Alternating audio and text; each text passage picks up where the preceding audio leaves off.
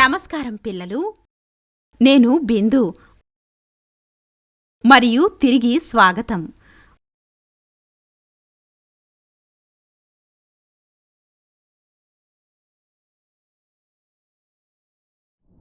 మన జీవితంలో ధ్వని ప్రధాన పాత్ర పోషిస్తుంది.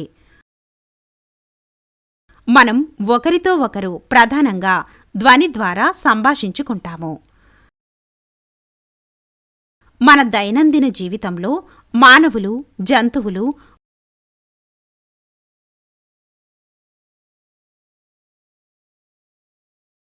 వాహనాల కొమ్ములు మొదలైన వివిధ మూలాల ద్వారా ఉత్పత్తి చేయబడిన అనేక రకాల శబ్దాలను మనం వింటాము. ఈరోజు మనం వివిధ రకాల ధ్వని గురించి చదువుతాము. ప్రారంభించడానికి ముందు మునుపటి అంశాన్ని రివైజ్ చేద్దాం. పునశ్చరణ. ధ్వని అనేది వినికిడి అనుభూతిని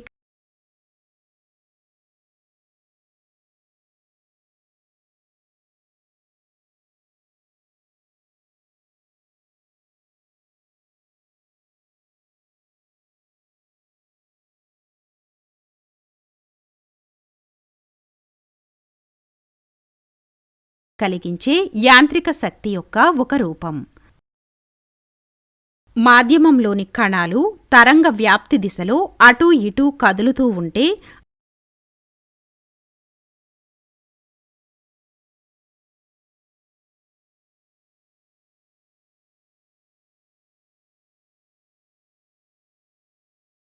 ఆ తరంగాలను రేఖాంశ తరంగాలు అంటారు. ధ్వని తరంగాలు రేఖాంశంగా ఉంటాయి.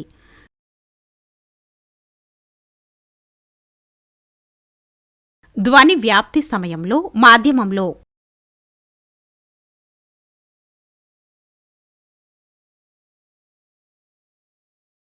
కణాల అధిక సాంద్రత ఉన్న ప్రాంతాన్ని కుదింపు మరియు తక్కువ సాంద్రత కలిగిన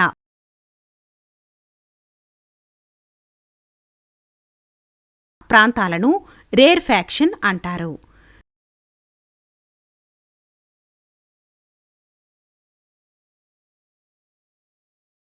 రెండు వరుస కుదింపులు లేదా అరుదైన చర్యల మధ్య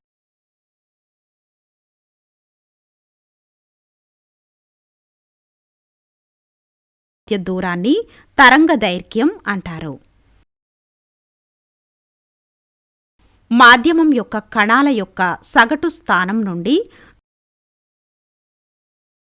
గరిష్ట భంగం కలిగించడాన్ని వ్యాప్తి అంటారు.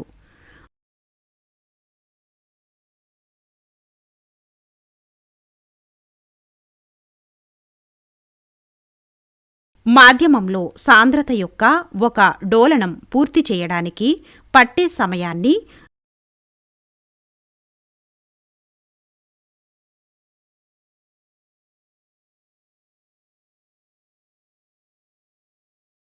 ధ్వని తరంగం యొక్క కాల వ్యవధి అంటారు.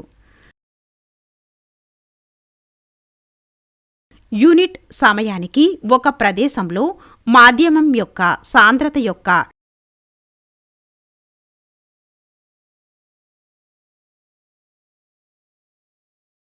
డోలనాల సంఖ్యను ఫ్రీక్వెన్సీ అంటారు.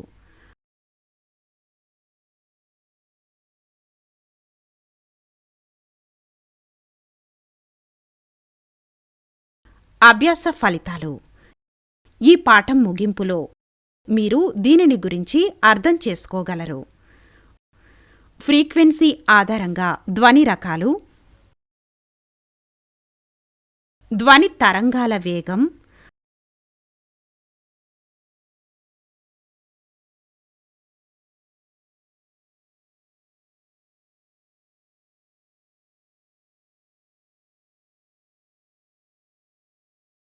ధ్వని వేగం ఆధారపడి ఉండే కారకాలు, విభిన్న శబ్దాలను గుర్తించడం, కీలక పదాలు ultrasonic waves,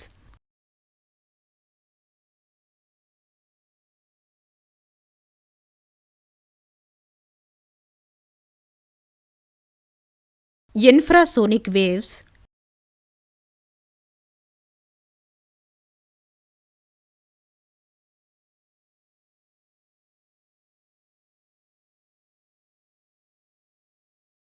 decibel,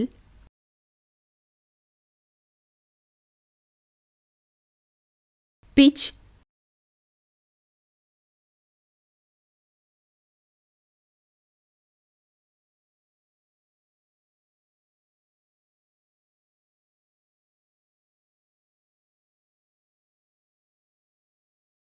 timbre.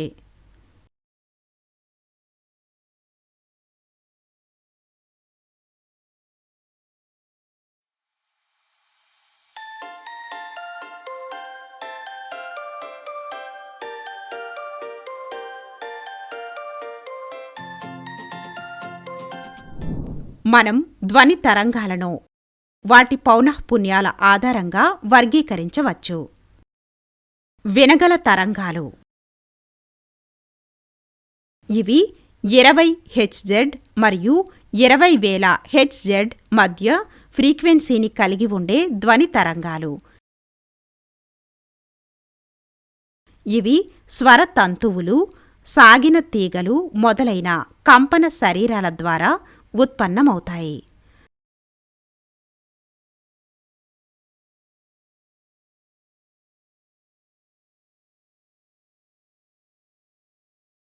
Infrasonic waves ఇవి 20 హెచ్జెడ్ అంటే తక్కువ పౌనఃపున్యం కలిగిన ధ్వని తరంగాలు. ఇవి మానవ చెవికి వినబడవు. ఉదాహరణ: భూకంపాల సమయంలో ఉత్పన్నమయ్యే అలలు, సముద్రపు అలలు,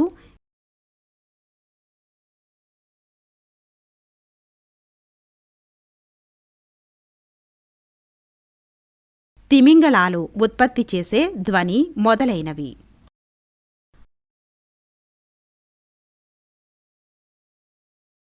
అల్ట్రాసోనిక్ తరంగాలు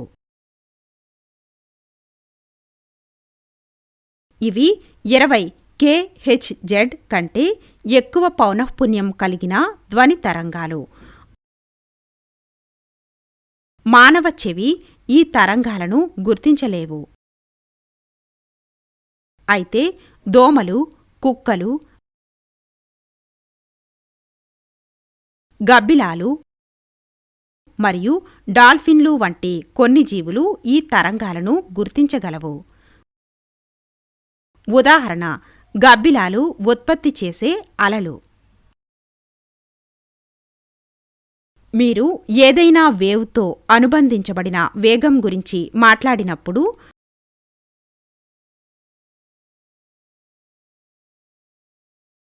కణ వేగం మరియు తరంగ వేగం అనే రెండు వేగాలు ఉంటాయి.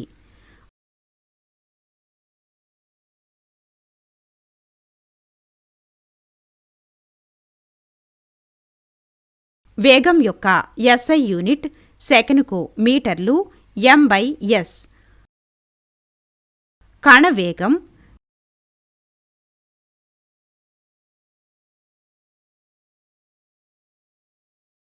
తరంగ రూపంలో శక్తిని బదిలీ చేయడానికి మాధ్యమంలోని కణాలు కంపించే వేగాన్ని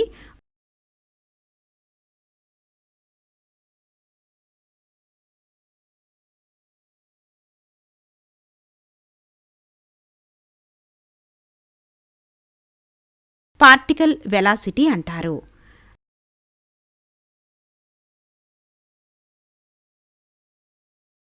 తరంగ వేగం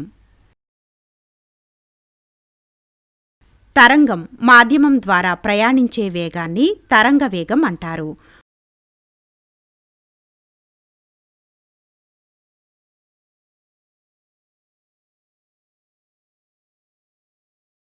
మరో మాటలో చెప్పాలంటే, ఒక యూనిట్ సమయంలో ధ్వని తరంగం ప్రయాణించే దూరాన్ని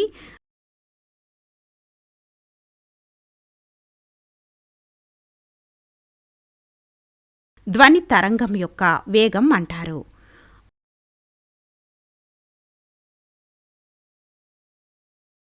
ఘన పదార్థాల విషయంలో సాగే లక్షణాలు మరియు ఘన పదార్థాల సాంద్రత ధ్వని తరంగాల వేగాన్ని ప్రభావితం చేస్తాయి.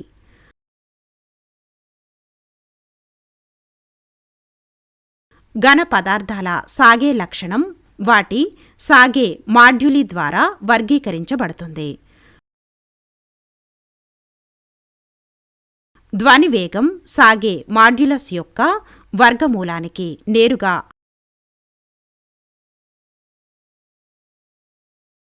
అనులోమానుపాతంలో ఉంటుంది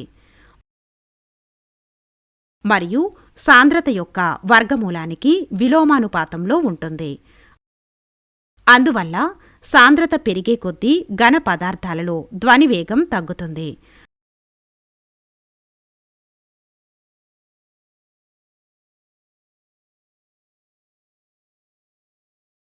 అయితే పదార్థం యొక్క స్థితి స్థాపకత పెరిగినప్పుడు ధ్వని వేగం పెరుగుతుంది.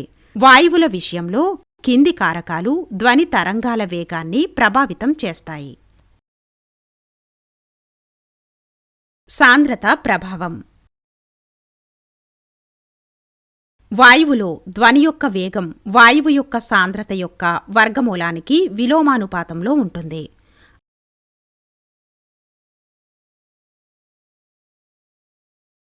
అందువల్ల వాయువు యొక్క సాంద్రత పెరిగే కొద్దీ వేగం తగ్గుతుంది. ఉష్ణోగ్రత ప్రభావం. వాయువులోని ధ్వని వేగం దాని ఉష్ణోగ్రత యొక్క వర్గమూలానికి నేరుగా అనులోమానుపాతంలో ఉంటుంది.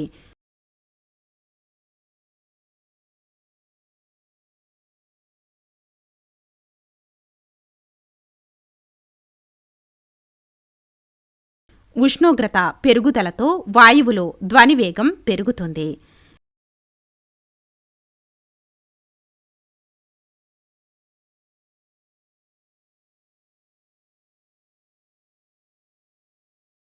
ఇక్కడ V అనేది 0 డిగ్రీల సెల్సియస్ వద్ద వాయువులోని ధ్వని వేగం.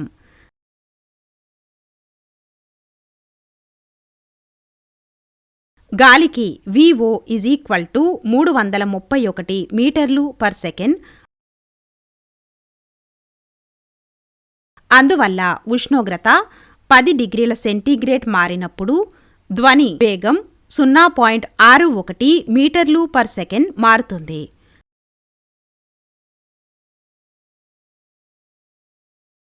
సాపేక్ష ఆర్ద్రత ప్రభావం. తేమ పెరిగినప్పుడు ధ్వని వేగం పెరుగుతుంది.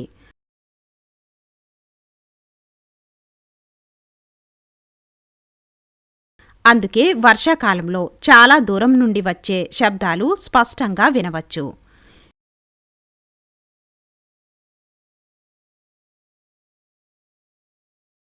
విభిన్న శబ్దాలను వేరు చేయడం. కింద 3 విభిన్న కారకాల పరంగా శబ్దాలను ఒకదానికొకటి వేరు చేయవచ్చు.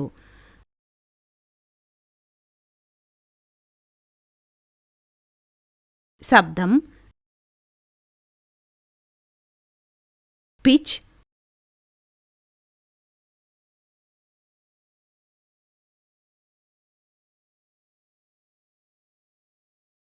టింబ్రే లేదా నాణ్యత. శబ్దం మరియు తీవ్రత. లౌడ్నెస్ అనేది ఒక ధ్వనిని ఒకదానికొకటి వేరు చేయగలిగిన పరిమాణం.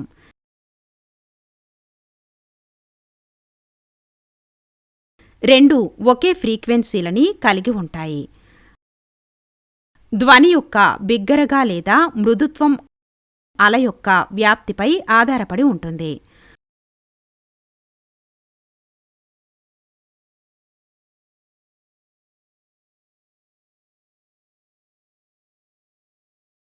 మనం టేబుల్ను తేలికగా కొట్టినట్లయితే మనం తక్కువ వ్యాప్తితో కూడిన ధ్వని తరంగాన్ని ఉత్పత్తి చేయడం వలన మృదువైన ధ్వనిని వింటాము.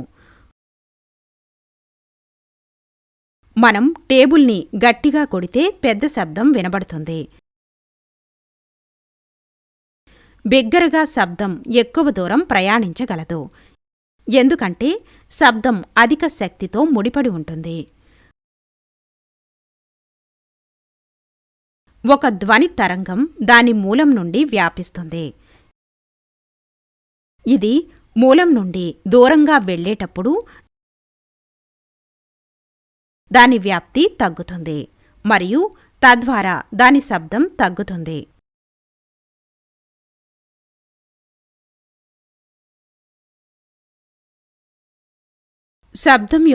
శబ్దం ధ్వని తరంగం యొక్క తీవ్రతపై ఆధారపడి ఉంటుంది.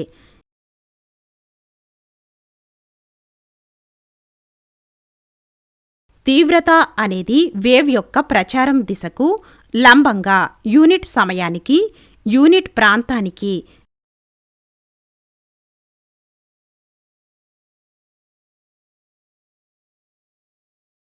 శక్తి క్రాసింగ్ మొత్తంగా నిర్వచించబడింది.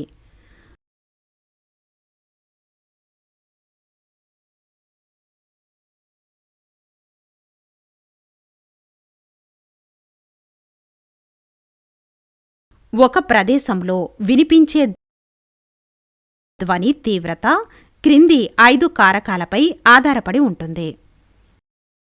మూలం యొక్క వ్యాప్తి,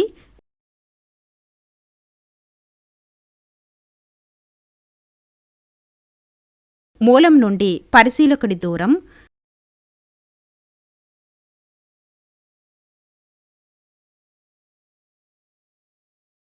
మూలం యొక్క ఉపరితల వైశాల్యం, మాధ్యమం యొక్క సాంద్రత 5.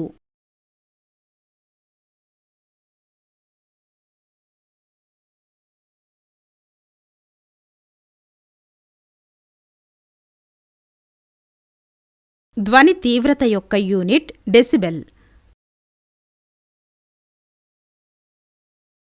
టెలిఫోన్ను కనుగొన్న స్కాటిష్లో జన్మించిన శాస్త్రవేత్త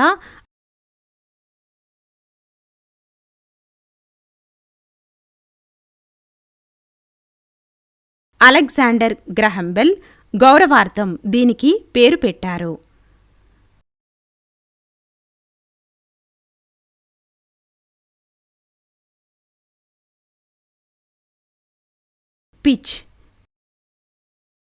పిచ్ అనేది ధ్వని యొక్క లక్షణాలలో ఒకటి. దీని ద్వారా మనం ధ్వని స్ట్రిల్ లేదా బేస్ అని వేరు చేయవచ్చు.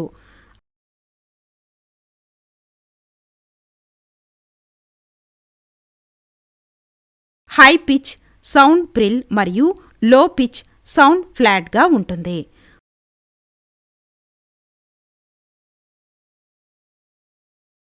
ఒకే పరికరం ద్వారా ఒకే వ్యాప్తితో ఉత్పత్తి చేయబడిన 2 సంగీత శబ్దాలు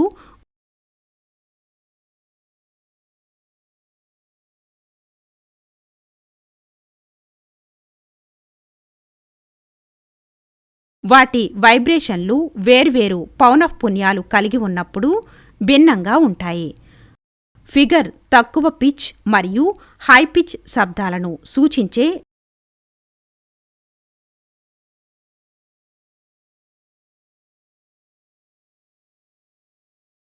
2 తరంగాలను సూచిస్తుంది.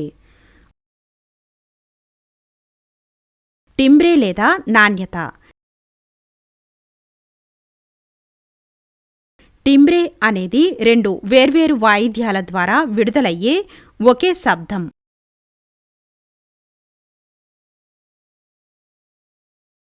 మరియు పిచ్ యొక్క 2 శబ్దాలను వేరుచేసే లక్షణం.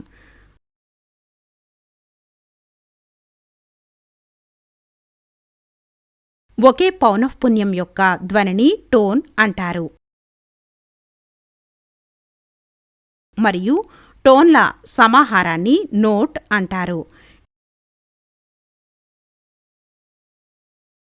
టింబ్రే అనేది స్వరం యొక్క ప్రత్యేక లక్షణాలకు సాధారణ పదం.